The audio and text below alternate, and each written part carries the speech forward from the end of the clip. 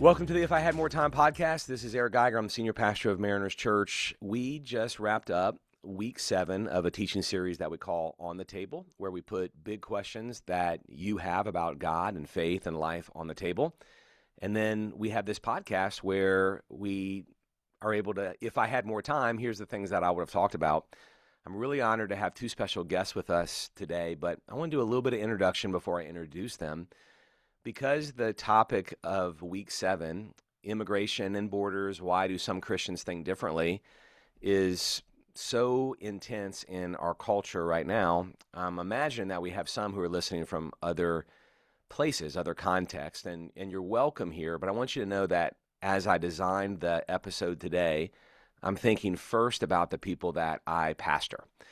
So our church in Southern California, we have 12 congregations. Those congregations are very diverse. So our church, we have immigrants in our church from all over the world. And then some of our congregations are in cities that are known as being heavily populated with immigrants. We also are in Southern California. So we are not far from the border in Tijuana. So this is a conversation that I know ebbs and flows in the national landscape, but in Southern California feels to some people like it's always pressing.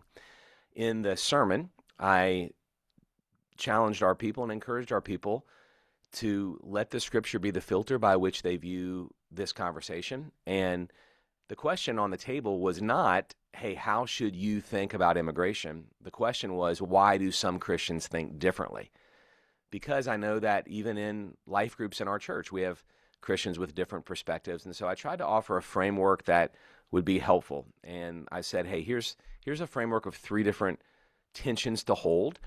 Hold the tension of image of God and sinfulness of people. So because everyone's created in the image of God, that should impact how we talk about people, including the immigrant, and how we treat people.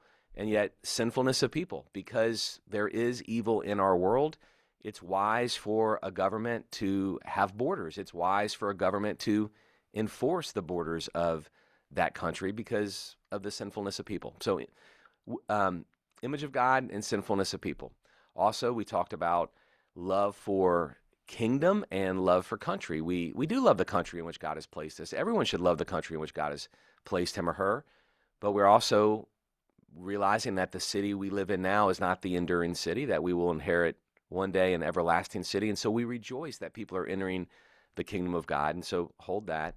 And then role of government and role of Christian.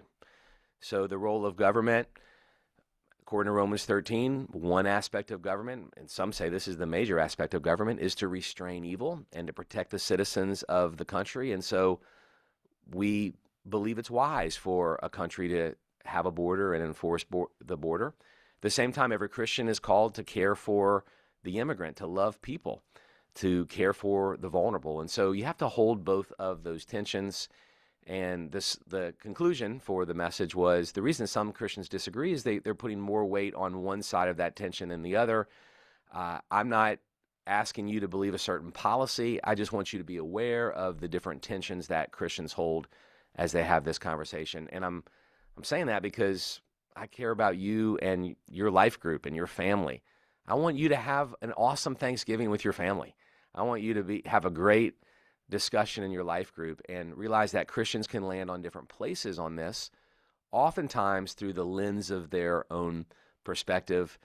And we want to hold all of those tensions. So I invited Dr. Wayne Grudem and Matt Soerens to the podcast today. And our church has a deep respect for both of them. So Dr. Wayne Grudem is general editor of the ESV Study Bible, or the ESV Bible. He also is the author of tons of books who's impacted our church immensely. I'll give you one example.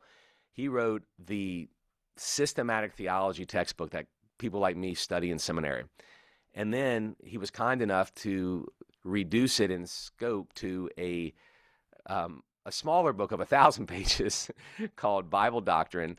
And all of our shepherding elders in our church, I brought them through that in 2019, 2020. And then when COVID hit, I early on said, hey, let's do theology on Zoom. And like 1,200 people in our church bought Dr. Grudem's Bible doctrine book, and I brought them through systematic theology. So he's had a massive impact on our church in that way. He has been a supporter of strong borders, including writing in support of President Trump's immigration policies and of building the wall that President Trump advocated for in his first term. So that's Dr. Grudem, and we'll hear from him in a moment. Matt Soerens works closely with immigrants in his work with World Relief, and he's advocated for the immigrant community to multiple administrations. Matt has also been a major influence on our church. So when we have immigrants in our church who are wanting to go through the legal process to become citizens, Matt's really connected in that world and has helped us advise people in our church who are going through the process. I also spent a day with Matt in Tijuana, listening to people's stories who were entering our country or attempting to enter our country legally, and just understanding the complexities of the immigration process. So Matt's been a great resource to our team. They have, each of them, or we have people who would be right where they are in our church, and so there's tons of places where they agree, and there could be some places of disagreement.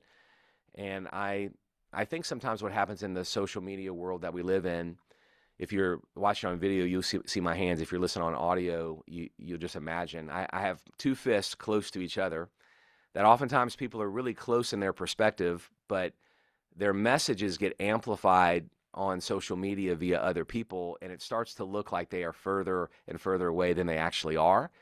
And so sometimes the people who quote Matt and who quote Dr. Grudem are doing so to go against each other, not realizing that perhaps Matt and Dr. Grudem are closer on these topics and on immigration and borders than you would think.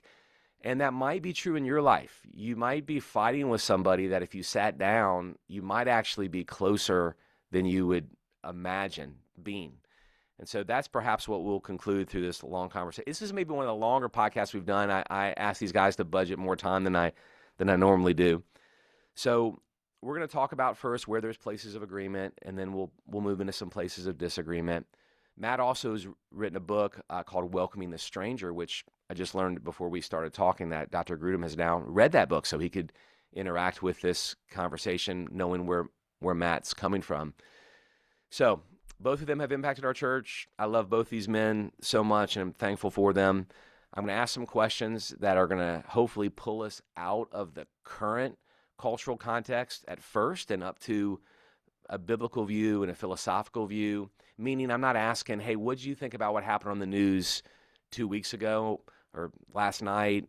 Because, who knows, even something happened after I recorded this podcast. We're trying to make this conversation be a bit timeless. Obviously, we know it's 2026 and we know we're in the United States, but a bit timeless in that we're pulling up to some theological and philosophical principles. All right, that was a long intro. So let's go. Let's talk about some places of agreement. Let's establish a shared understanding on Israel in the Old Testament and America, because sometimes when people will quote a verse, and it's a verse in the Bible, but the verse can be read, if we're not careful, out of context. The U.S. isn't Israel, and we're not in a covenant relationship like Israel was, but there are some principles. So, Dr. Grudem, how is Israel in the Old Testament different from our current context? Well, there are some obvious things that people think of. The sacrificial system, for instance, is not required of Christians today because it looks forward to Jesus as the Messiah, and he has now come. Also, the government of Israel ruled over the civil life of the people, policing and punishing murder or a thief or something like that, and also ruled over the religious life of the people. So Moses or David, in their relationship to God and their teaching about God, were leaders both of the civil government and of the religious sphere. In the New Testament, we have Jesus saying, render to Caesar the things that are Caesar's and to God the things that are God's. indicating that he made a distinction between those two realms or spheres, and they have different responsibilities in the New Testament. So in the Old Testament, if you ask who's your leader, they'd say Moses or David or one of the kings, and that'd be end of discussion. But in the New Testament, when elders are selected, as we're doing right now in the church I attend here in Arizona, we don't say your city council members are your elders in the church. Hmm. No, that's a different realm. We say we need elders who are men who meet these biblical qualifications. And here we see that in Titus and First Timothy.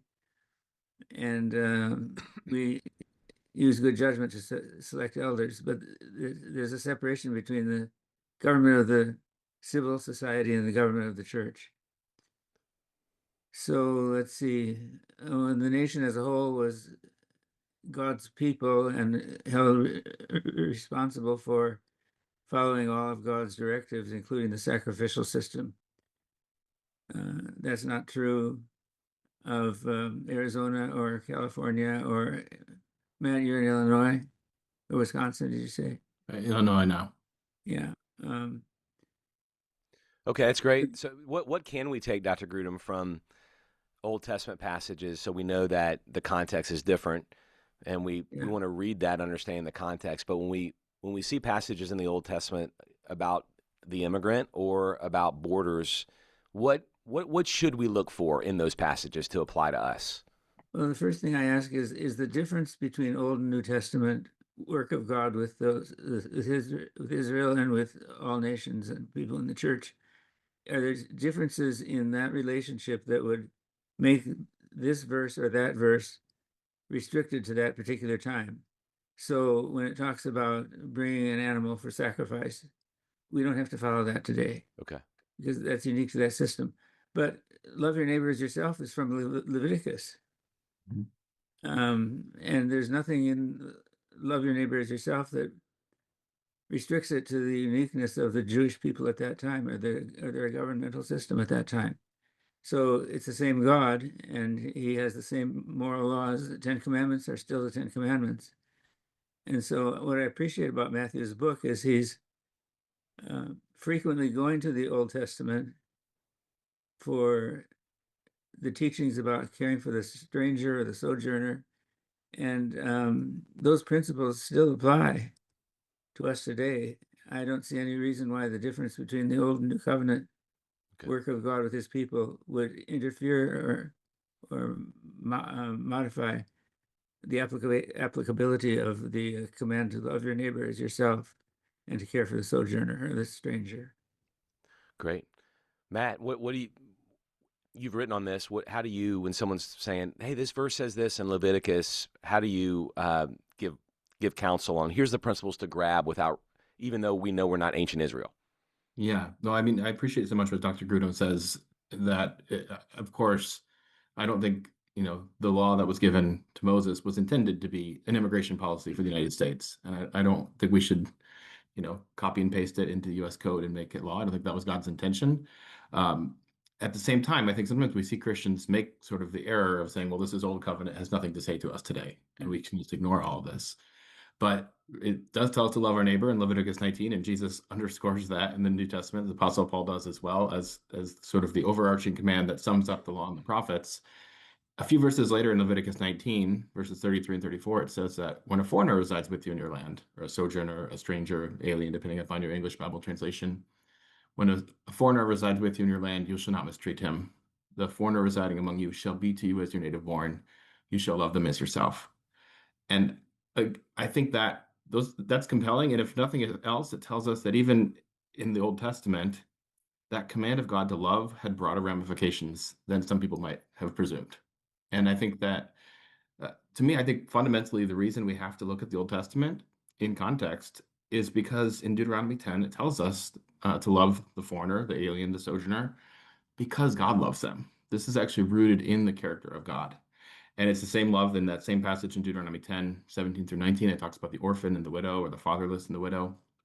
Those groups of people show up in the text over and over and over again together.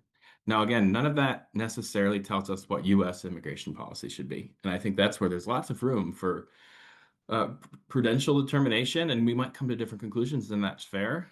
But I do think one of my biggest concerns on the sort of the national debate within immigration, especially within the church, is we so rarely start the conversation with the scriptures. Yeah. We start with the politics instead of starting with what does the Bible say, with the understanding that we might not land on the same policy perspective.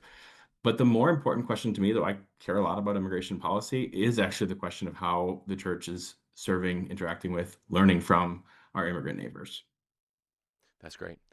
So, Matthew, I would add to that the commands to treat the sojourner as you treat everybody else. There are some laws that say that this principle or this penalty applies to the sojourner as well as to the native person in Israel, and that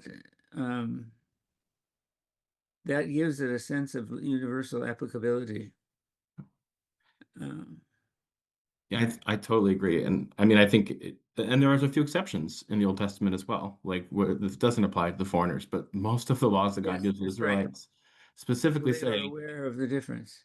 yes, but so many of the laws that God gives to the people of Israel, it's the same law applies to the native born and to the foreigner residing among you, which again, that's not US law. And I do think right. we respect our civil authorities here. But there is this biblical principle of equal justice under the law that I think is something that the United States has generally wisely incorporated into our laws as well.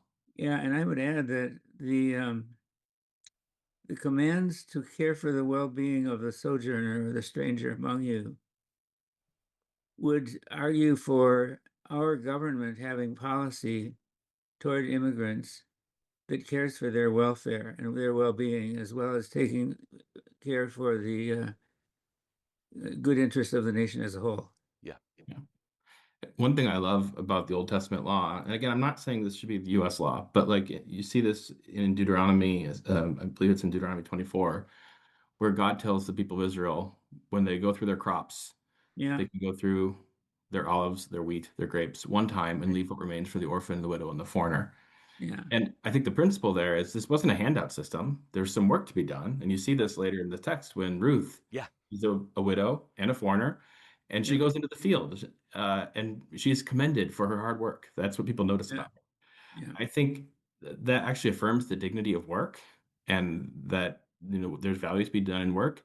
It also recognizes the reality in an agrarian society like ancient Israel that your ability to feed yourself was tied to the land, and a widow or someone without a father or a foreigner coming in from outside was unlikely to be a landowner. So God was looking out for the most basic needs of these often vulnerable categories of people. And again, I don't think the application of that is tell Congress we need a gleaning law, but I do think it is that our legal systems can look out for the well-being and access to basic needs of those who are foreigners and certainly of orphans and widows.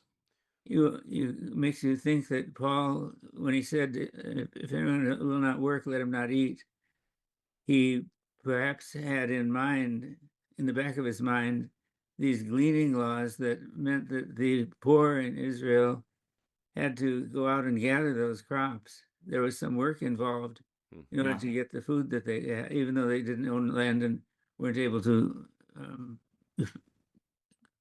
raise an agricultural crop on their own land. Yeah. Yeah, we both of you have mentioned that passages that have the immigrant, the sojourner, the widow, the orphan.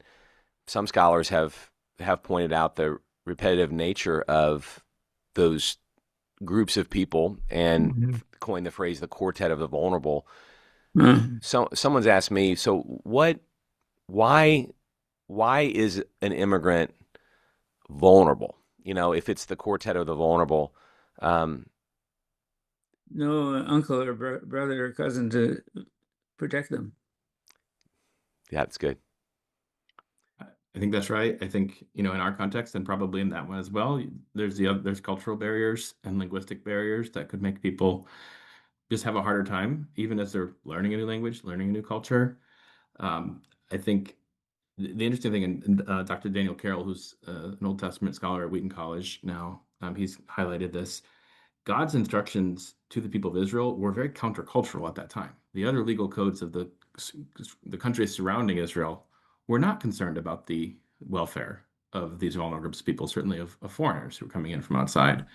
Now, that's a double-edged sword because God's law to the people of Israel also had the expectation of integration, of coming in and abiding by the law and respecting the rules. And that's something I think Dr. Carroll notes very rightly as well.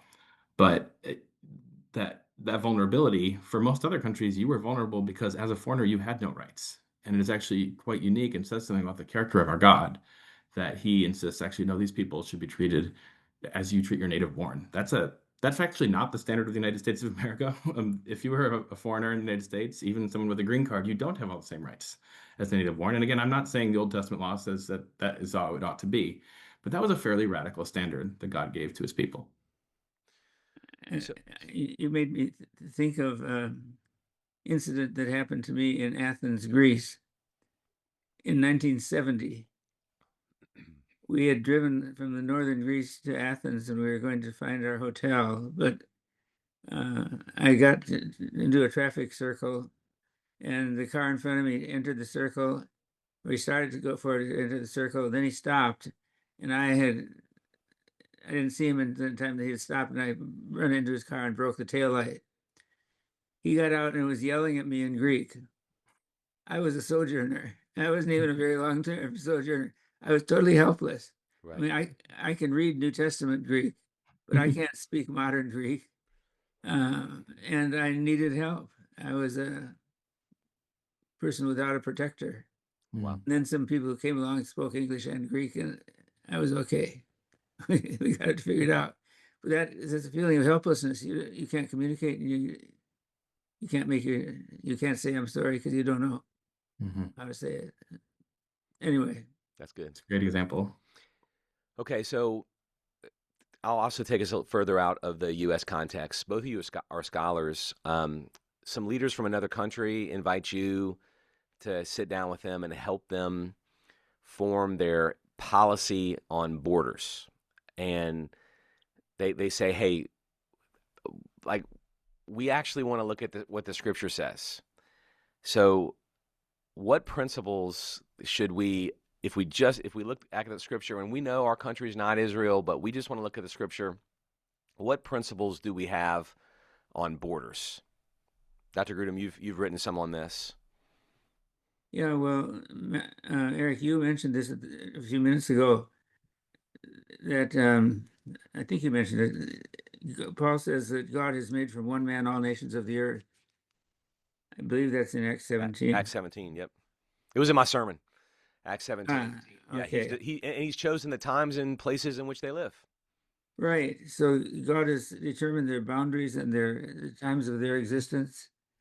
He has established nations. And Eric, I'll back up from that a bit. It seems to me that the existence of independent nations is one of the major ways that God prevents the world from falling under the hands of a single tyrant, dictator, autocrat who rules the whole world, and he would have so much power we could not dislodge him. God prevents that through the existence of separate nations that defend their own existence and their own well-being.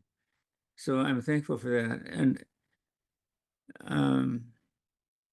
the Bible has a lot of examples of cities building walls. The people of Israel rebuilt the wall in Jerusalem under Ezra and Nehemiah to protect the city from outsiders. And there are other examples of building walls around the cities to keep out thieves, robbers, others. It's a basic means of protection. And I've traveled to a number of countries, probably 15 or 20 in my lifetime. Every one of them made me show a passport. Yep. Because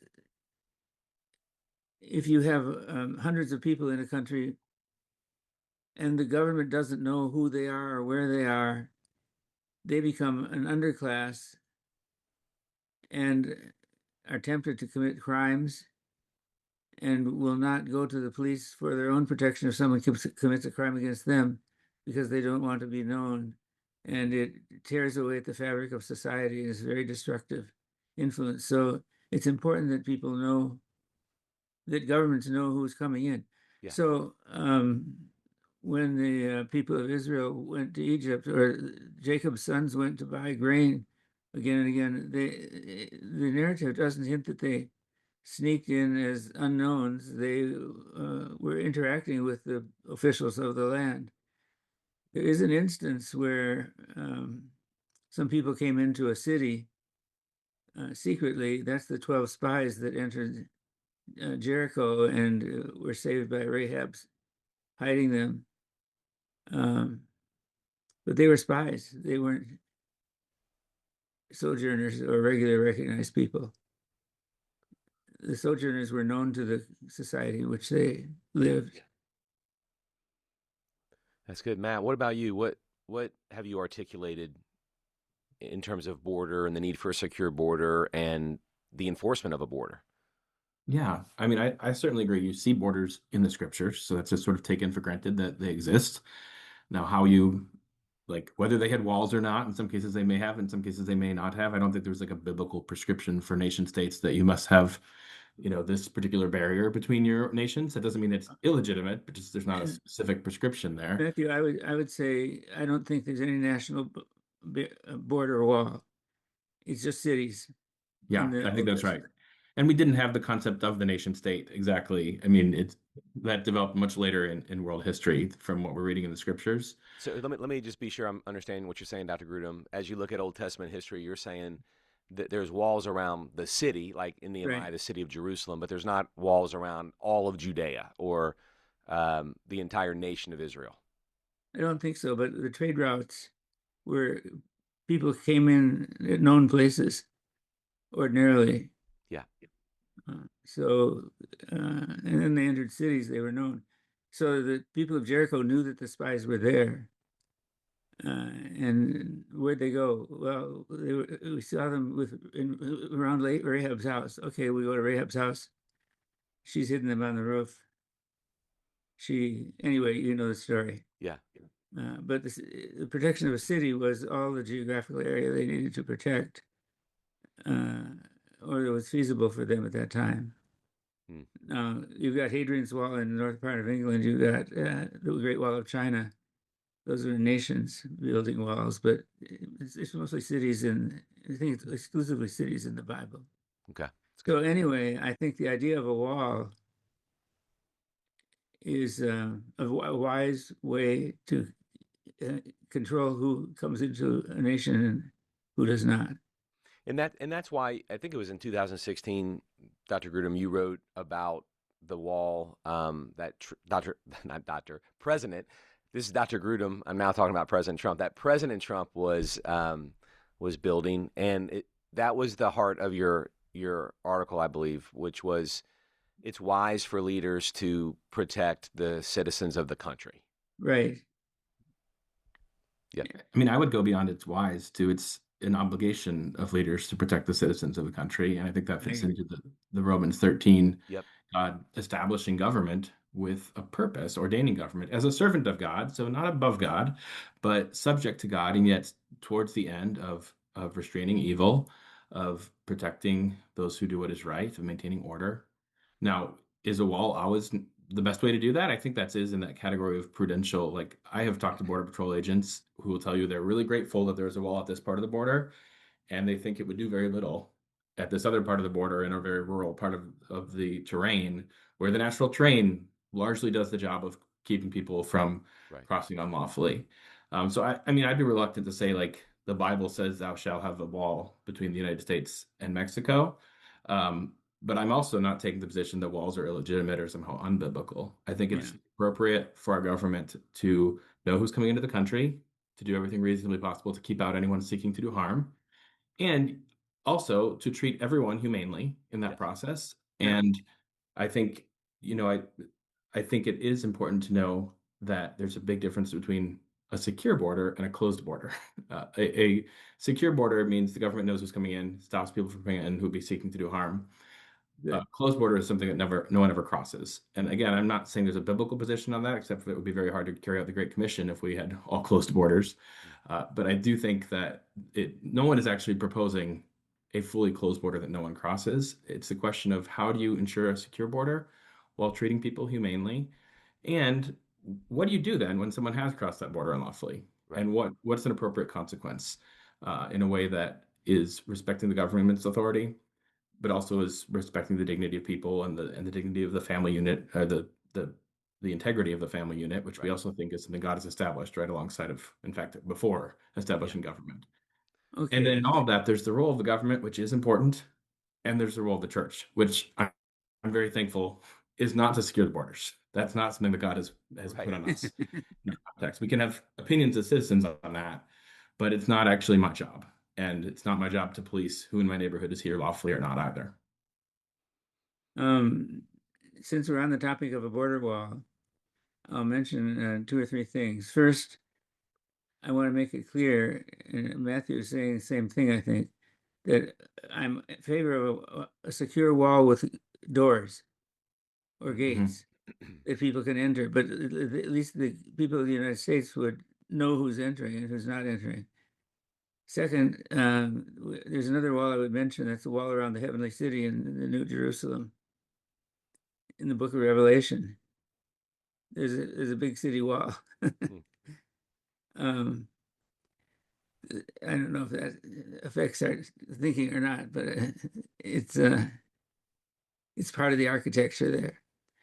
The third thing is, I think in the present situation in the United States, the absence of a wall seems to a large portion of Americans to indicate that we may want to go back to open borders if we get different political leaders.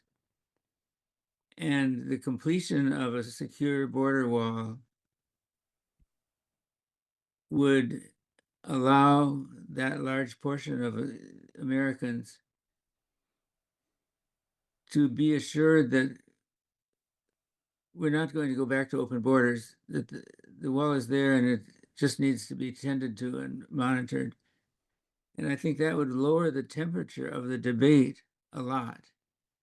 The wall would also have a symbolic function, signaling to the whole world that we are in control of our borders, but it has large gates or doors in it where you can come and enter legally. And I'll jump ahead here, but I think we, as a nation, have a lot of room where we could welcome many more immigrants than the large number that we now already welcome, which is about 1 million a year, which is a lot. But I think there's another biblical principle, and that is counting the cost. And the population I just got some numbers here. The population of the United States is 347 million. The population of the world is 6.3 billion, 24 times the population of the United States. Now, I can still picture in my mind riding in the back of a taxi in New Delhi, India, talking to the driver of the cab. And we got talking about, he was talking about America. And I said, well, would you like to come to America? And he burst out and he said, everybody in the world wants to come to America, but it's so expensive and it's so difficult. Now, I don't think everybody in the world wants to come to America. We have friends in England who think who are very happy with their life there. And we like England very much too. But let's say that half the population of the world would come to America if we had open borders.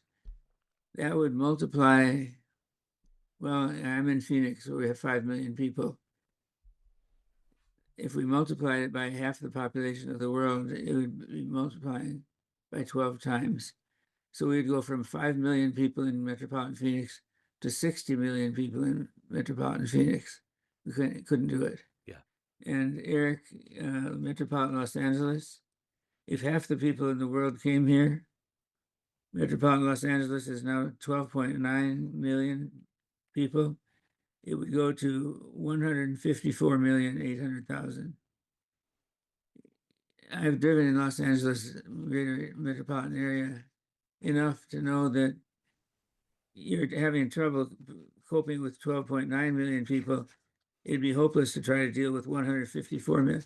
from 13 million to 154 million people in greater Los Angeles, it'd be impossible. Yeah. I think anybody who's driven the 405 freeway would agree with that assessment. Yeah. Would you like to have 12 times the population you have now? That's what we should ask to any city.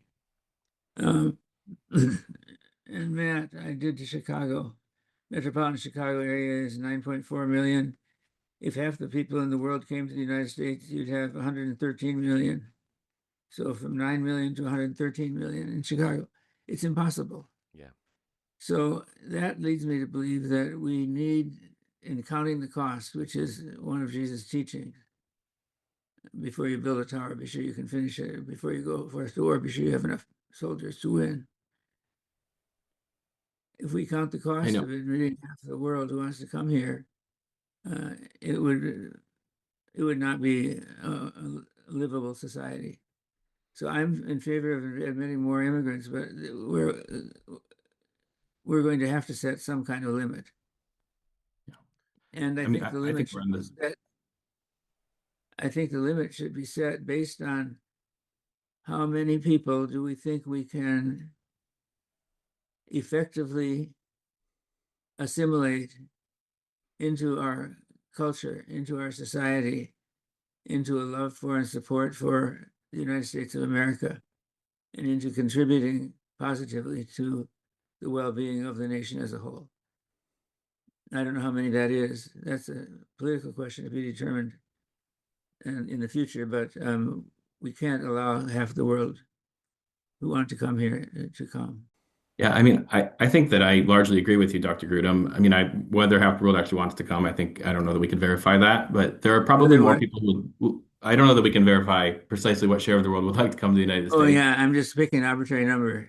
Yeah, I do think there are probably more people who would like to come than it would be prudent for us to receive in a short amount of time. And I've never taken the position we should have unlimited immigration or no restrictions on immigration. I also agree with you that we should have robust legal immigration opportunities. And I think that's actually one of the primary ways that you minimize the risk of unlawful migration is to have those big doors in the walls, at least metaphorically speaking. And that's not a new idea. You're kind of riffing on President Reagan with that statement in Farewell Address to the Nation. He had a beautiful speech where he talked about the idea of if the city walls had to have walls, then they also had to have doors, and they would be open, largely open to those who'd want to come and go through an appropriate process. That's a good quote from Reagan that you have in your book. Yeah, I think on the point of counting the costs, we also need to count the costs as a society of too dramatically restricting immigration. Because actually, we're on a track right now to have a shrinking population if we continue the trends of restricting legal immigration processes that have actually sustained economic growth and population growth for a number of decades in the United States. Yeah. And that has economic ramifications. Most of the food that most of us eat was picked by immigrant hands, and we all benefit from that. And I think we should show some gratitude for the people who are doing hard work in parts of our economy, whether that's agriculture or hotels and restaurants or construction. Now, of course, I would prefer those people be lawfully present and working with authorization, and that also creates an even playing field for competition within the economic space. But I think there actually is a cost to be counted. For example, in recent months, we've seen a lot of legal immigration processes halted entirely. And we're on track to have far fewer legal immigrants enter the United States this year than in any year in recent history. And that actually has some costs for all of us as citizens as well. Yeah, I agree. This is great. So let me move us a little forward into what's happened. How do we get to where the conversation is so contentious? So I'm going to read from some speeches, and you may be surprised when you hear who these are from. So here is, I'll say the person who said these words after. But here's the quote. Even as we are a nation of immigrants, we are also a nation of laws. Undocumented workers broke our immigration laws, and I believe that they must be held accountable. Amnesty is the immigration system we have today. Millions of people who live here without paying taxes or playing by the rules, while politicians use the same issue to scare people and whip up votes at election time. That's the real amnesty, leaving this broken system the way it is. That was President Obama in November 20th, 2014, in an address to the nation on immigration. I think I heard that statement from Obama in Matt's book on audio when I was driving the car this morning. It And was then surprising that it was from Barack Obama, but it was. it was. And then here's another one. I'll go ahead and tell you the name. This is actually Bill Clinton in President Bill Clinton, the State of the Union address, January 23rd, 1996. He said, but there are some areas that the federal government should not leave and should address and address strongly. One of these areas is the problem of illegal immigration. After years of neglect, this administration has taken a strong stand to stifle the protection of our borders. We are increasing border controls by 50%. We are increasing inspections to prevent the hiring of illegal immigrants. And tonight, I announce I will sign an executive order to deny federal contracts to businesses that hire illegal immigrants. Let me be very clear about this. We are still a nation of immigrants. We should be proud of it. We should honor every legal immigrant here working hard to become a new citizen. But we are also a nation of laws. So both President Obama and President Clinton were insisting that we're a nation of immigrants and a nation of laws. It seemed, at least in language, here's the question I wrote down. It seemed, at least in language, that there was not a big difference in what Republicans and Democratic leaders articulated. What has changed in recent years? How did this become the first item on the agenda in the Republican platform for 2024? So, Matt, you've worked with, in your role with World Relief, you've worked on policy and advocated for immigrants to multiple administrations. So you've seen ebb and flow in different administrations. What happened in recent years that this feels more divided than it was? Where, at least if I think we would be on the same page, that what leaders in the Democratic Party were articulating and leaders in the Republican Party were articulating didn't seem like it was that different. Now there seems to be a big separation. What's happened? Yeah, no, that's absolutely true. And I'm old enough. I'm starting to feel very old. Like, I started working on immigration policy in the George W. Bush administration. My kids hear that and they're like, wait, was he before or after Nixon? But, it wasn't that long ago. Um, but, President Bush's immigration proposal, which we supported at World Relief at the time in 2006 and 2007, was very, very similar to the bill that we supported under President Obama, that President Obama also supported in 2013, which was a bipartisan bill in both cases. And in fact, both those bills passed the U.S. Senate and then didn't ever pass the U.S. House of Representatives. But they were basically saying it should be harder to immigrate illegally. We should have secure borders. It should be easier to immigrate legally, not without limit, but a visa system that is in some coherent way tied to the needs of the U.S. labor market, while also, of course, keeping families together and offering some slots for people fleeing from persecution. And then for those who are here unlawfully, who have either overstayed a visa, which is actually about half the people who are unlawfully present, or who have crossed the border unlawfully, we should neither do an amnesty that says that's fine, here's your citizenship, forgiven and forgotten, nor should we necessarily deport them all. Maybe if they have committed serious crimes, they should be detained and deported. If that is to say, a crime beyond their immigration violation that was a threat to public safety, certainly they should be deported. But the large majority could make things right by paying a fine. How much the fine would be has varied between bills. There's actually a bill in the Congress right now. It's called the Dignity Act. It's bipartisan. It's got 18 Republican, 18 Democratic co-sponsors in the House of Representatives. It proposes a $7,000 fine over the course of 7 years for immigrants who've been in the country since at least 2020. And the equal numbers of Republicans and Democrats have signed up behind that bill, with a lot of those other dynamics too, in terms of, yes, ensuring security for the border, but also looking at legal immigration processes. There's still bipartisan support for that, and we still support that at World Relief. I do think what has happened in the last few years, and I think I personally am happy to blame both of the last two administrations for some of this, is we've seen the parties go off and kind of to the fringes in certain cases, appealing to the most extreme voices within the respective parties. And some of that is also external factors. I mean, one of the real challenges at the border in the last 10 years is we went from a situation where the vast majority of people coming to the US-Mexico border were trying to sneak past the Border Patrol to sneak into the country and find a job somewhere. Not that they're all trying to harm anyone, that some of them were just trying to find work, but they were clearly violating the law. in the last 10 years or so, we've seen this dramatic shift, and part of this is an improvement in border security that actually started under Bill Clinton and continued under George W. Bush, continued under Barack Obama, continued under the first Trump administration, as it's become very hard to cross the border unlawfully. I mean, 75 to 80% of the time when someone crosses the border unlawfully, they are apprehended. So your odds of getting across are not good. But we've seen a huge increase of people who are not trying to evade the Border Patrol, but are coming with their hands out looking for the Border Patrol, saying, I'd like to apply for asylum. And asylum is part of our immigration laws that basically says you can, if you get to the United States, including an encounter with the Border Patrol, and people debate whether this should be the law, but it is the law, and you can prove that you have a well-founded fear of persecution for reasons such as your race, religion, political opinion, national origin, social group, you should be allowed to stay. And I think the real challenge we've seen really beginning in the end of the Obama administration, very much so in the first Trump administration, and most acutely in the Biden administration, is that you've had so many more people showing up, both at lawful ports of entry and between ports of entry without authorization, and saying they want to seek asylum. And instead of creating the capacity to relatively quickly adjudicate if they qualified for asylum or not, different administrations have either sent everyone away, which was questionably legal without changing the law, or has let everyone in, or not everyone, but large numbers of people in, and given them a court date to determine if they qualify 6, 7, 8 years into the future. Wow. And the challenge there is some of them actually do qualify. If you just turn them away, you send people, for example, Iranian Christians who fled persecution on account of their faith in Jesus. Our government has sent those people back to Iran in recent months.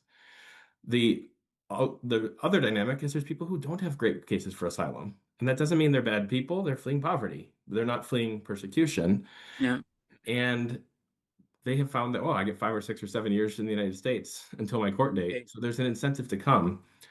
Our view Yeah. is the way you solve that is a functional system that doesn't reward people for seeking asylum, but does keep asylum open for those who absolutely need it, and provides more legal opportunities for those who could just go to the consulate in their country of origin. And if we'd updated our work-based immigrant visa quotas, that would be an option. That just does not exist under the law as it is today. And I think one of the effects of that is people saw a lot of chaos at the border. Eric, you and I have been to the border together. I don't remember the level of chaos at that moment. I think it was in the first Trump administration. It was even more chaotic during the Biden administration, different points. It's I'm quite going to, quiet now, and that's a good thing in general. But the flip side of that is people with legitimate fears of persecution have no access to seek asylum at this point. And Matt, I'm going to interrupt you yeah, here and say, I appreciate what you're saying about asylum, and I think we need to have a system of admitting people who are really in severe danger of being killed or being imprisoned and tortured because of their views in their home country. But what happened under President Biden was he was admitting they were having a flow of 5,000 to 6,000 immigrants per day, undocumented. And the numbers were so embarrassing.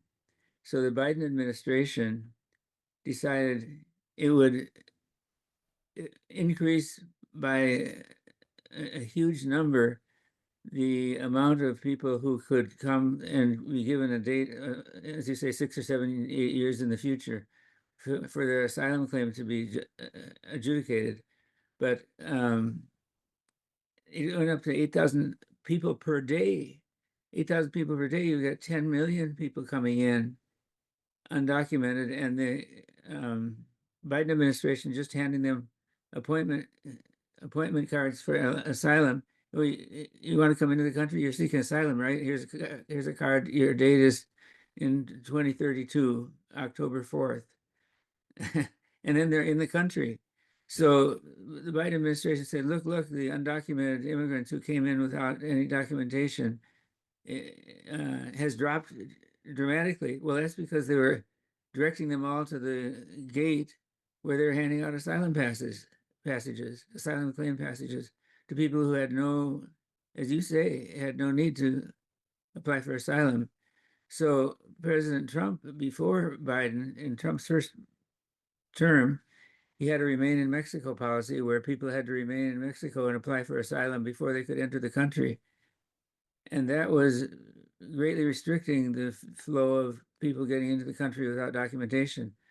under Biden, we have millions of people coming in, and it's, Eric, you asked why it's become a hot issue. Yeah. It's because people in the United States, in California and Texas and border states, Arizona, but also in northern cities where these immigrants are being sent, being overwhelmed by an influx of undocumented people that they could not deal with. That's helpful to know. Matt, is that your understanding? Because you and I were in the border in it was actually 2019. I know because I had just gone over the handlebars of my mountain bike. Remember, I was in a sling That's right. when we were in the we were at the border, and we were talking to people who in Tijuana who were from places where they were being persecuted. So if I'm understanding correctly, and listen, if Mariners congregation, please understand, I'm learning alongside you on some of these things. So the people that we were talking to at that point, they were waiting on the Mexico side for asylum, and then under President Biden, that changed, and they were then allowed into the U.S. Is that what I'm hearing? That's I mean, right. I would say it's not quite that simple. I mean, Yeah. people were waiting under the Biden administration, sometimes 3 to 6 months on the Mexican side of the border for that opportunity for the appointment at the port of entry. They changed things a little bit. So by the late Biden administration, it was an app. They called the CBP One app. And it is not the case that everyone who showed up at the border was allowed in. In fact, there was very large numbers of deportations under the Biden administration, almost entirely from the border, not necessarily from the interior of the United States. There were But hundreds of thousands, Matt. yes. And I think, but very large number of people were allowed in. And I think the question, I mean, of course, we all say, well, let in the legitimate asylum seekers and not the people who aren't. The whole point is you need a process to be able to discern who is who. And that's what's missing. And I think you can fault Don't the we Biden have a administration in process? some ways for that. You can fault the Trump administration, the first Trump administration had some of the same challenges, but not at Yeah. quite the same scale.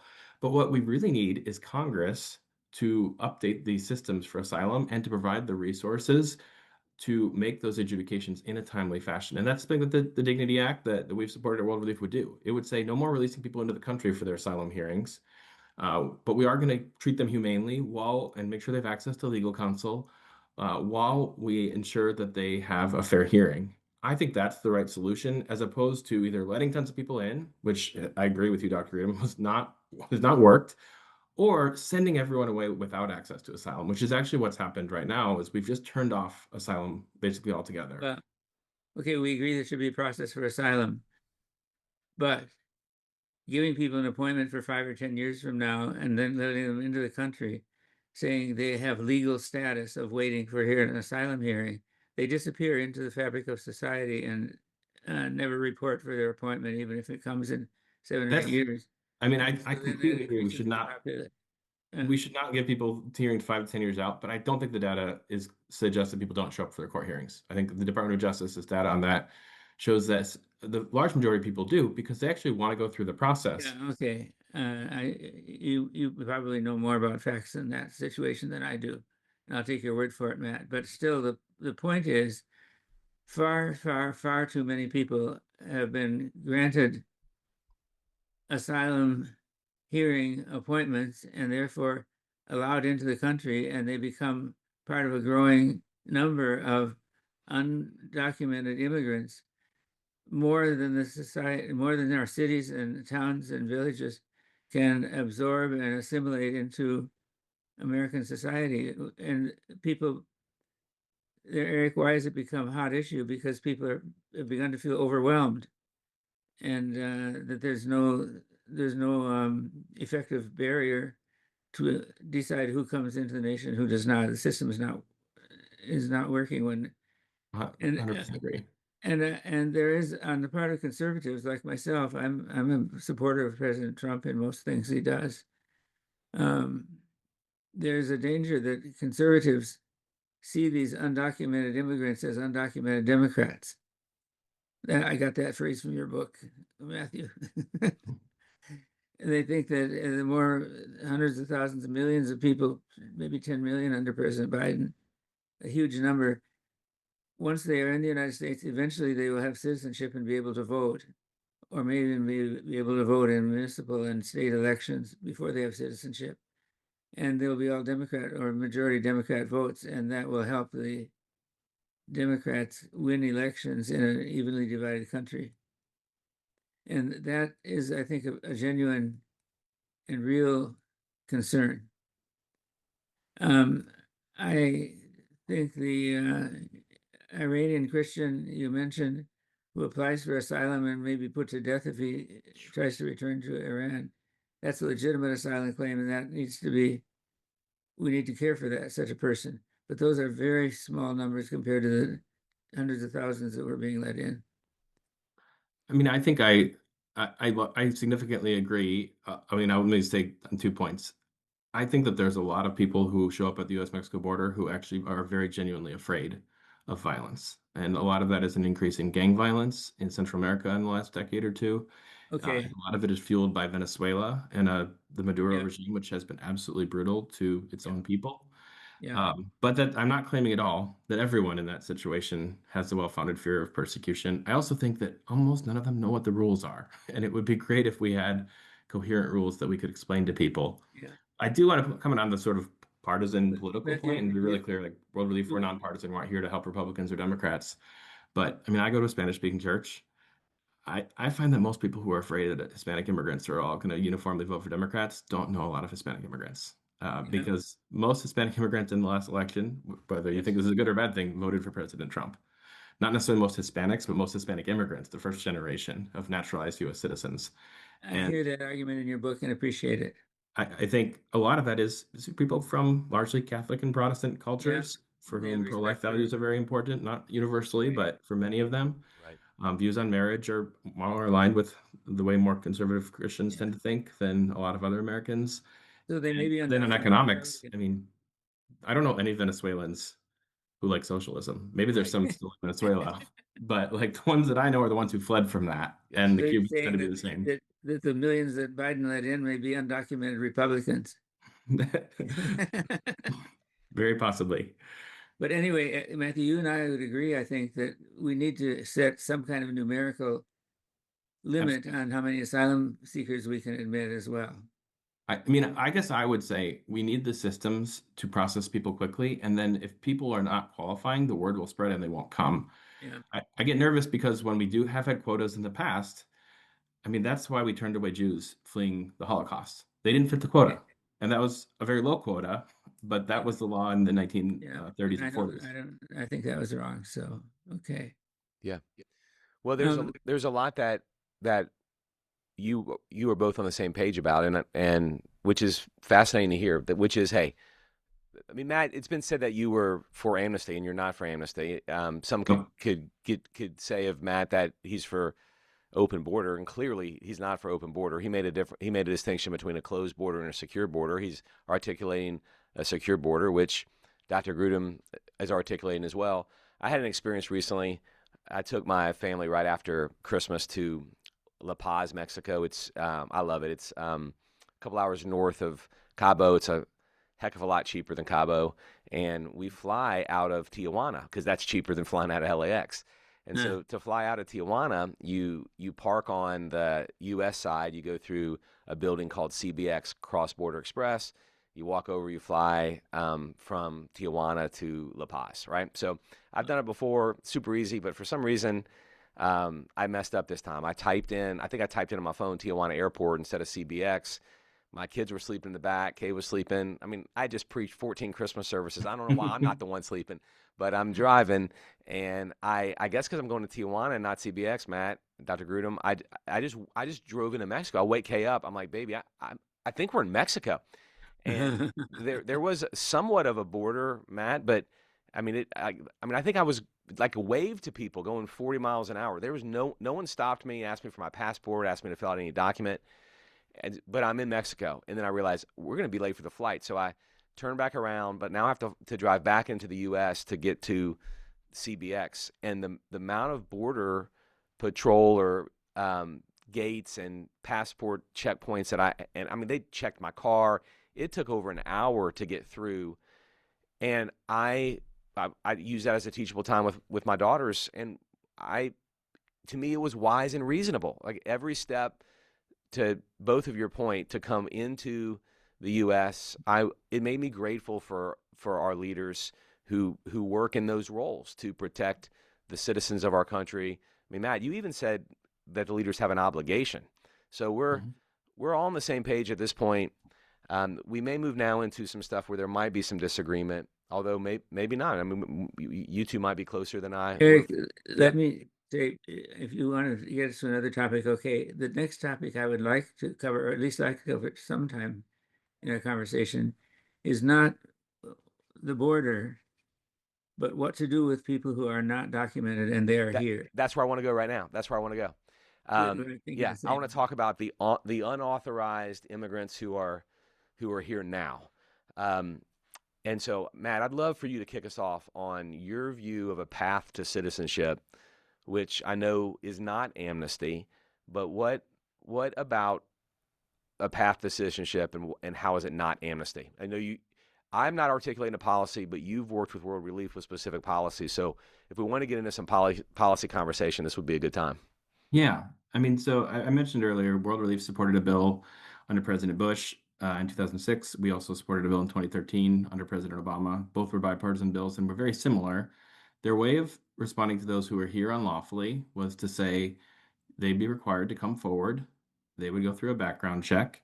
Of course, if they've committed serious crimes, they would face deportation if they had not. And it turns out there's a lot of evidence that immigrants, whether they're lawfully present or not, actually commit crime at lower rate per capita than native-born U.S. citizens. So most have not, but a few have. Those who have not would pay a fine as a form of restitution, a penalty for having violated the law. And again, the specific amount, we could debate what is most prudent. And then they would have a number of years where they would be on a process to eventually earn some sort of permanent legal status. Now, whether from there you're allowed to go through the normal process for someone with a green card to pursue naturalization, which is a 5-year process and passing a test of English and civics and history, I personally think that is the ideal solution. That is part of what President Bush supported in 2006. It's part of what President Obama supported in 2013. The bill that's in Congress right now, the Dignity Act from Congresswoman Salazar and Congresswoman Escobar, does not actually allow you to get citizenship. It would say, we'll bring you up to permanent legal status after you pay that $7,000 fine, but that would be as far as you go, unless you qualify through some other process, like through a family sponsor or something like that. I mean, I think those, again, the prudential details that we support the Dignity Act. We also supported the 2013 bill that had a path to citizenship. My personal preference is to not preclude people from eventually becoming citizens. And that's actually less about my concern for the immigrants than it is about the cohesiveness of our society. Yeah. I don't want a second-rate category of American who's here for the rest of their life but can never fully integrate into the community. I think once you've paid that penalty for having overstayed a visa or crossing the border, it should be a tough path, but there ought to be a way to make things right. And I think a lot of the misunderstanding around immigration policy right now is the presumption that people have that already exists and that people who are here unlawfully are unwilling to go through that process. And having practiced immigration law, I can tell you that in the vast majority of cases, there are the needles in the haystack who our legal counselors or World Relief can help, or our attorneys can help. But in the vast majority of cases, that's just not possible under the law as it has existed for decades. And that's why it actually would take a congressional reform to create that process of restitution. Dr. Grudem, I like what's your thoughts on that?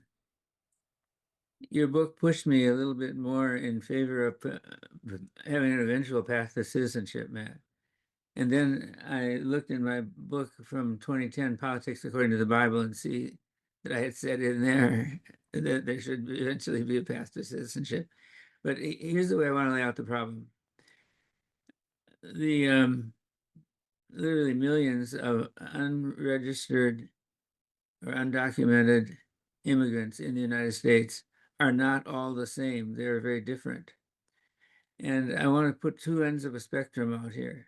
On the one end of the spectrum is a new arrival, someone who has crossed the border illegally 15 minutes ago. The Border Patrol picks him up and deports him immediately. I think the vast majority of Americans would say, that's right. He needs to be deported. That's one end of the spectrum. The other end of the spectrum is what I call deeply rooted good neighbors.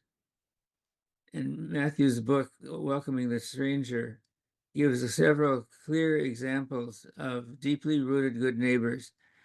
Maybe a husband and wife, or maybe a single mom, undocumented, here illegally, has lived here for 15 or 20 years, held a steady job, raised children who have done well in school, joined a church maybe or a civic organization, has developed deep friendships, and perhaps has relatives already in the United States as well who are here legally. That's a deeply rooted good neighbor. We should not do immediate deportation of that. I don't think we should do any deportation of that kind of person. That sort of person should go through the process that, Matt, you described, pay a fine, which is admission of breaking the immigration law. But to require such a person to return to his or her own country, say Mexico, which would mean no present legal way to come back ever again. So it'd be exiled to Mexico permanently, and her children don't speak English, don't speak Spanish, they only speak English. They're not going to want to go live in Mexico where they can't speak the language. She doesn't want to leave her children behind, but she doesn't want to stay here illegally. I think there's got to be a path to resolve that humanely and in a caring way. And so I would suggest that there be either permanent legal, what's the status, Matthew? There's a permanent legal status, Yeah, lawful permanent resident status. lawful permanent resident. Either put these people in a new category that doesn't exist yet today, not a green card, but maybe a blue card, which says, I'm here with the knowledge of the society. I'm going to be in this status, a blue card status, for 5 years, and then I'll go through the process to become a citizen. Or I have this permanent legal status, this new kind of blue card that's good for the rest of my life. So I'm paying taxes, I'm part of the system, I'm known to the government, and I'm a good citizen. And they should be allowed to stay. Now, between the two extremes, the 15 minutes ago just crossed the border and the 20 years ago became a deeply rooted good neighbor. Between those two extremes, there are 100 different varieties of situations. And a bipartisan bill that's a reform of the immigration system would need to discuss and come to resolution of how to treat various people along that spectrum, but they're not the same. Yeah. And I think the vast majority of Americans want to have the rule of law obeyed, but they're also compassionate, and they're like Matt and I. We see the commands in Scripture to love your neighbor as yourself, and as a good Samaritan became the neighbor to the man in need. So we want to be good Samaritans and good neighbors and love the neighbor as ourselves, and that includes the who are immigrants but not lawfully documented immigrants.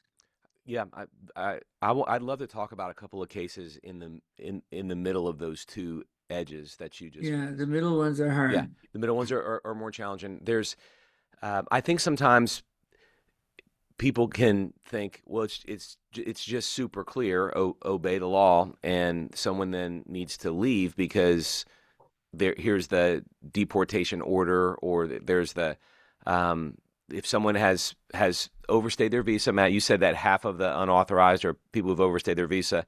If they overstay their visa, correct me if I'm wrong, more than 1 year, then they have a 10-year ban if they leave.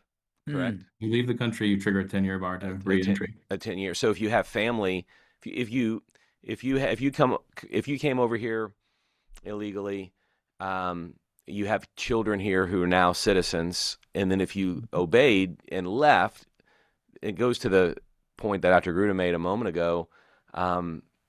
You wouldn't take your kids with you; they don't know the language. You'd be separated from your kids for 10 years. For your life. For life.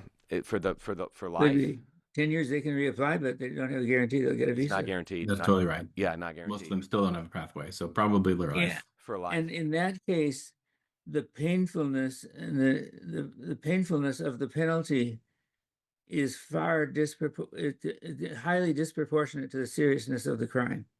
Okay, so great. Let me just go ahead and pose it, and then Matt, you can give some other cases because I know cases like this.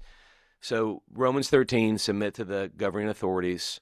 So some would probably tell that Christian, hey man, you need to leave, you need to deport, you have a deportation order.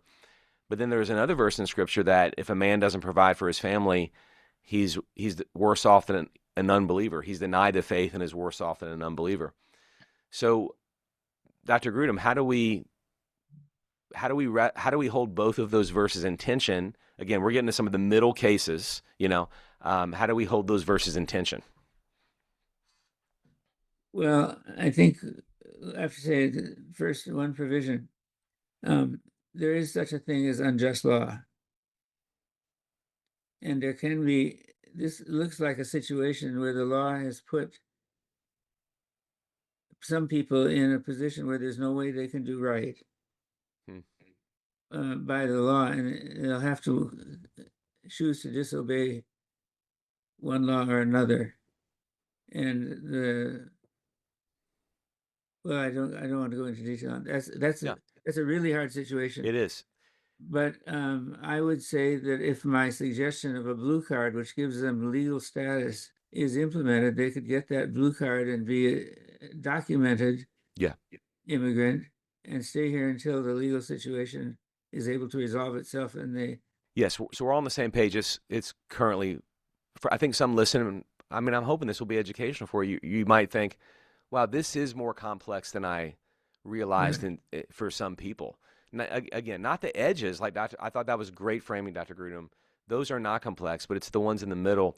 Matt, give us some stories. I mean, I just know from the time that I spent with you, give us some stories that also help us understand the complexities of the middle. I mean, you mentioned Iranian Christians.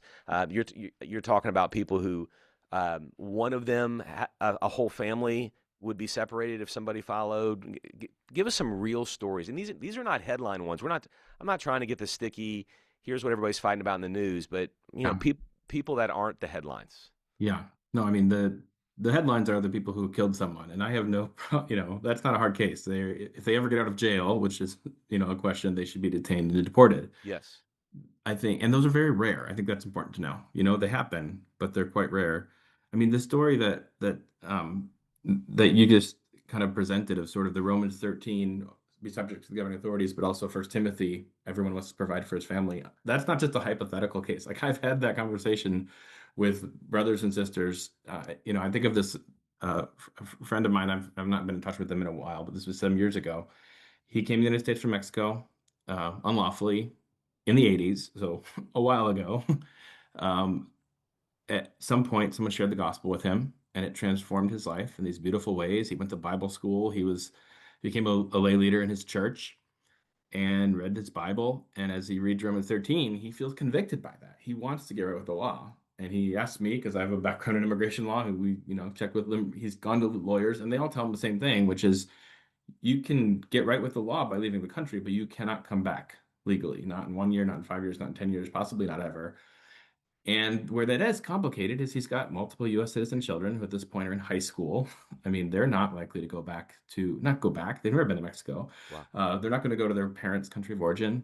You've got a marriage where maybe one spouse feels some conviction on this and the other spouse doesn't feel the same conviction, but the husband or the wife wants to keep their marriage together. Thinks the ideal thing for those kids is to grow up with their mom and their dad in person. And so there's those tensions. I mean, those are not just hypothetical. That's a very common story. Okay. And I would say I sort of also punt on the specifics because what I would love to be able to tell them to go sign up for Dr. Grudem's Blue Card proposal, which frankly is very close to what the Dignity Act currently in the Congress is. I would love for that process to exist so that someone would have that option to get that temporary legal status, pay that fine. And some people have said, look, isn't $7,000 a lot of money? And it is. I think it's a real fine. It's not nominal. Right. But the undocumented folks in my church would be in line at 4 a.m. to pay that, to know that they were safe in this country and could stay with their family. Now, there also are cases, I think in the last few years, what we've seen a lot of, and I don't think there's a good awareness of this, people who did come in with a temporary legal status and we're told you can stay at least temporarily because your country is facing a humanitarian crisis. So we've seen this with Venezuela, with Haiti, with Afghanistan. And what we've seen in the last several months is about 1.5 million people who did come in lawfully have their temporary legal protections taken away from some of those countries. So very large numbers of Venezuelans right now. I mean, my wife and I have very dear friends who we know from church, who, by the way, of course, cannot vote, but if they could, they would vote for Donald Trump. Like they thought Joe Biden was a socialist. I'm not sure that's a fair characterization, but they are motivated. They have experienced some awful things in Venezuela. Yeah. And they're deeply Christian, and they were actually first offered temporary legal protections by the Trump administration in 2021. One of President Trump's last acts on the way out of his first term was to offer something called deferred and forced departure to Venezuelans who were already in the United States at that point. They had overstayed their visas at that point, and it felt a great deal of tension about what should they do. But literally going back would have been eating out of garbage cans for a lot of people in Venezuela at that point. They recently lost their temporary protected status, and they're anguished trying to figure out, should they go back to Venezuela, which, as we all know, is in a state of unrest right now? Their U.S. citizen kids, if they do go back, should they stay here? With whom? With, somebody from the church. They don't have a lot of extended family here. These are not easy questions. Right. And again, I think I don't think the Bible necessarily gives you a clear answer to every specific case. I think it's a prudential determination. But I think we make the mistake when we try to make this simple. Well, what part of legal don't you understand? It's not always that simple. There are some simple cases. The murderer or the rapist are not hard cases. There's just not many of those cases. I think as Christians, we have to be able to live in the tension and the nuance of there may be some competing values here. But we also, when I read Romans 13, I read it a little differently than my immigrant friends because I'm a citizen. I also read it differently than the church in Rome because I'm a citizen of the United States. Right. And the governing authorities that God has put over me actually invite me to speak into how I think our public policies should work. What an incredible blessing. And I'll tell you, my friends who come from autocratic countries know what a blessing that is in a way that most native-born U.S. citizens don't. But that's why I call my congressperson and tell them, hey, I think you should support the Dignity Act. And even there in Southern California, you have a Republican Congresswoman, Young Kim, who's a co-sponsor in that bill. You have a Democratic Congressman, Mike Levin, who's a co-sponsor in that bill. There actually are Republicans and Democrats doing the hard work of finding compromise. And I suspect both of them would tell you there are things about that bill they don't love. There are things that were a little further than they would have gone or a little bit not as far, but they're trying to find consensus, and they actually really need to be affirmed because there's not that many members of Congress who are doing that. And frankly, then we need the president to use his authority, not just to sign a bill, but actually to convene that sort of common sense, common ground. And the last thing I would say on stories, I think it's what we've seen in the last month. And I know we're trying to keep this timeless, but we've actually seen immigrants who are fully lawfully present be detained by immigration authorities in the last month. Refugees who were lawfully admitted unambiguously. This is not a category where people are debating if they're here lawfully or not. And that's been incredibly disheartening to us, to have people who, many of the cases we're aware of are Burmese Christians, Baptists and Anglicans mostly, who were persecuted for their faith by the Burmese military regime, waited for a decade in a refugee camp, were flown to the United States by our government, were received by a Christian organization in Minnesota, and then have had ICE officers show up at their door in the last few weeks and have been shipped to Texas to detention facilities. Not deported so far, but those are stories that I did not believe at first when I heard, but I've verified them. And I think Americans need to know that that is happening and to stand with our brothers and sisters in Christ who are affected by those policies. Matthew, I don't think that should be done. That should happen. That's from the facts that you mentioned right there, it seems that the wrongful detention on the part of our government officials. I hate to say that. I'm going to say two other things. You use the word compromise, and that's going to be the key to solving these hard problems in the middle. I think the American people as a whole have a couple of characteristics. One is they want to abide by rule of law and have a society where people enforce the law. And on the other hand, American people are also compassionate and care for those in need. And the compassionate and the rule of law people, instincts of American people, Americans have both of those instincts. And those two need to be brought together in conversation so that a bill that goes to Congress can pass with bipartisan support. but it's going to require compromise on some of the details. Absolutely agree.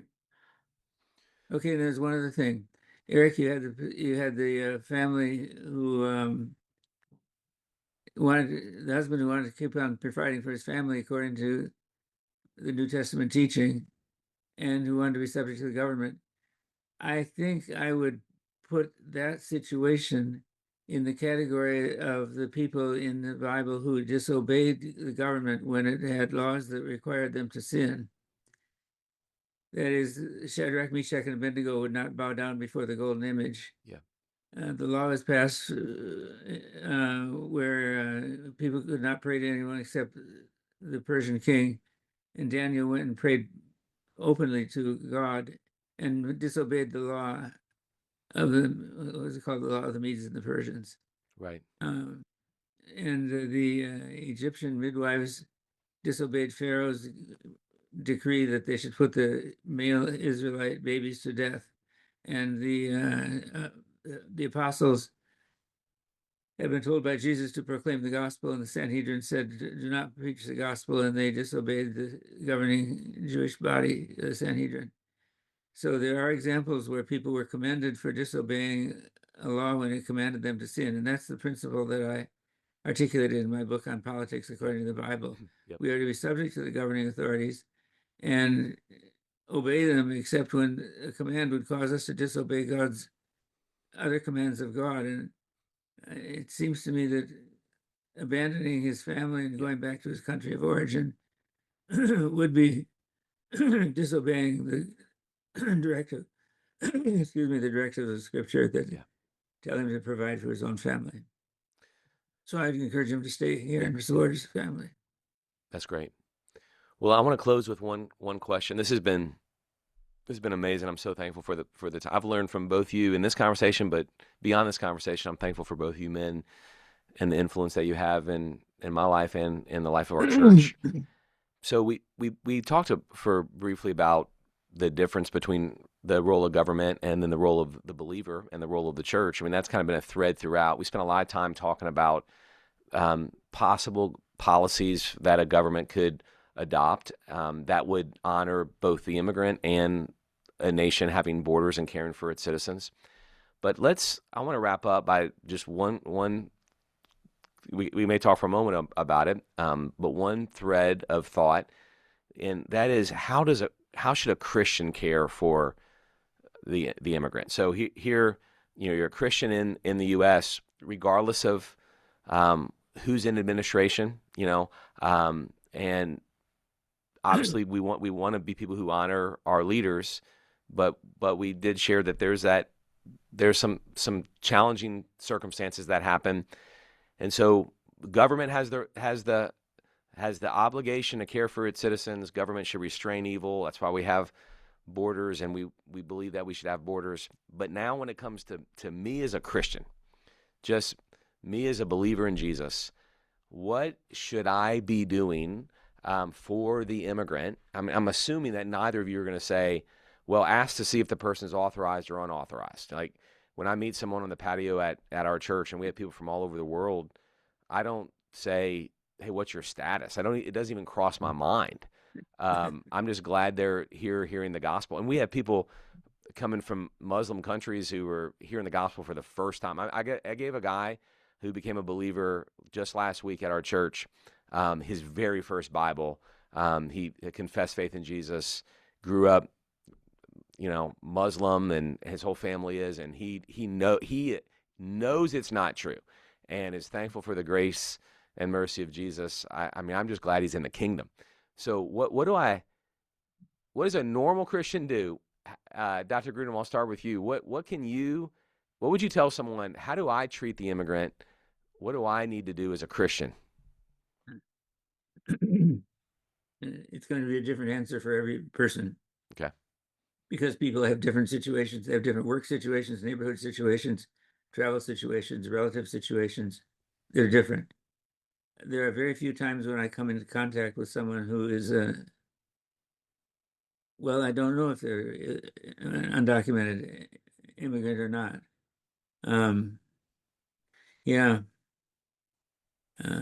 one thing I do, I ask the taxi driver or the Uber driver where he or she is from. And if they're from another country, which you can usually tell by their speech, I'll ask them a little bit about their country. What's the capital? I may know something, but then I try to give them a bigger tip than normal. Yes. Say, I'm glad you're here in the United States. I've done that dozens of times with taxi drivers. It's a little contact with them. That's great. Or a server at a restaurant. Be generous in the tip. That's a tiny gesture, but if it's accompanied with words to say, "Hey, I'm glad you're here," that's a small way to help. Yeah. Another way is to, as Matt said, call or write your congressman and make known your view on immigration. And what else? I love those. I think those are great, Dr. Grudem. I mean, I think if I could add a few, I think you kind of alluded, Eric, to the Great Commission opportunity here. And I should add that with plenty of immigrants are already believers. In fact, some of them, the reason they're here was they were persecuted for their faith somewhere else. But other people are in a context of religious freedom for the first time in their lives, where we're free to share our faith. Thank God we have that in the United States still. And they are free to receive that or to reject it. And, for World Relief, we're very careful. We're not doing proselytism where we trick people into following Jesus or say, we'll serve you if you pray this prayer. But we do believe in evangelism rightly understood, which is an open invitation to a relationship with Jesus. And very often that's going to come in the context of relationship. When it's a team from a local church, what we call a good neighbor team at World Relief, that welcomes a family, a refugee family, let's say at the airport. This is beyond the question of legality. This is, a family legally arriving and loves them as their neighbors, which we'd be called to do whether they'd ever share our faith or not. But when we do that well and faithfully, we have actually seen all sorts of people ask the question of why. And we get to, as First Peter says, to be ready to give an answer to everyone who asks you for the reason for the hope that is within you. And we've seen people make that decision to follow Jesus, as you just experienced recently, Eric, in this country.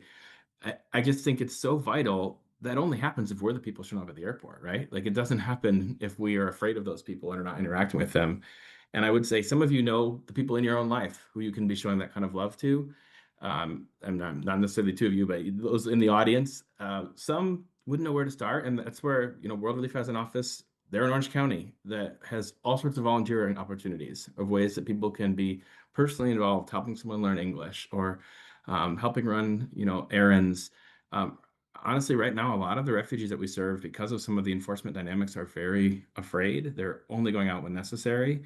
Having someone go drop off groceries or that sort of thing can be so helpful right now, and also an expression of the love of Jesus. And I would also say, if you go back to the Old Testament, we started there, Deuteronomy 26, part of the command of God was to tithe, not just for the priests, so you should definitely support the church, but also for the orphan and the widow and the foreigner. And so looking at how do I use the finances that God has entrusted to me, whether that's through World Relief or through ministry within Mariners or, however that looks. But I think there's opportunities to come alongside people who are very economically vulnerable right now, both in the United States. And of course, the vast majority of displaced people around our world are not in the United States. They're often in neighboring countries that are very few resources, whether that's Sudanese folks fleeing to Chad or Congolese folks fleeing to Burundi. But those are places where we work at World Relief in partnership with local churches as well. And I think that's an opportunity for the church at this time also. That's great.